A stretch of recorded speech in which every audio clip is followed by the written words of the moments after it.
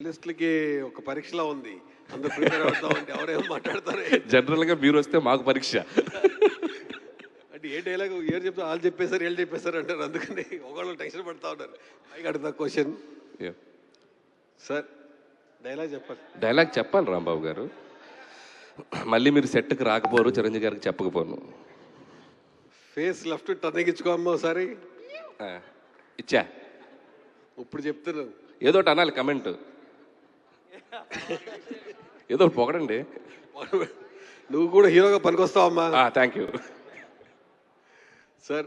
సంక్రాంతి అంటేనే వైబ్ తెలుగు ప్రేక్షకులందరికీ. మీకు ఆ టేస్ట్ బాగా కుదిరింది. ఇప్పుడు ఆల్రెడీ సోషల్ మీడియా చూస్తూ ఉంటే రామ్ చరణ్ గారి సాంగ్ పెద్దిలో సాంగ్ ఫుల్ ట్రెండ్ నడుస్తుంది.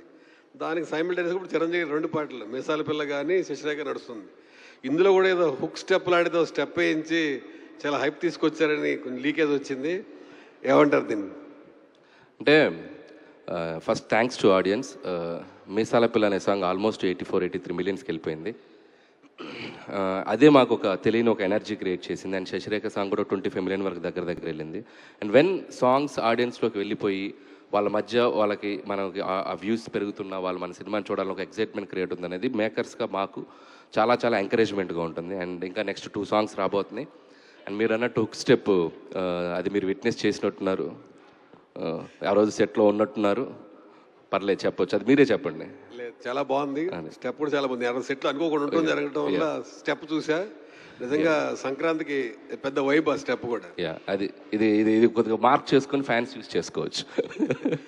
నిజంగా చాలా ఎక్స్ట్రాడినరీగా డాన్స్ చేశారు చిరంజీవి గారు. అంటే మేమే షాక్ అయిపోయాం. సెట్ మొత్తం క్లాప్స్ కొట్టారు. మేమే షాక్ అయిపోయాం. ఆయన ఎనర్జీ, ఆయన వైబ్, ఆయన కసి, ఇక అది మాటల్లో చెప్పలేను. అది ఎప్పుడో మేము కరెక్ట్ టైం చూసి వదులుతాం. అది మీరు అన్నట్టు వైబ్ అయిపోతుంది. సెట్ లో మొత్తం సాంగ్ షూటింగ్ అవగానే అంతా క్లాప్స్ కొట్టగానే నాకు నేను ఎగ్జాగరేట్ చెప్పట్లేదు. 1990లో గ్యాంగ్ లీడర్లో చిరంజీవి గారు ఆ ఓపెనింగ్ కళ్ళద్దాలు పెట్టుకుని గన్తో ఒక స్టైల్ నుంచి చూసారా, అలా ఉన్నారు. ఇప్పుడు అలాగే ఉన్నారు. లైవ్ లో నేను చూశాను, మీరు చూశారు. సో సార్ అనిల్ గారు, సాహు గారు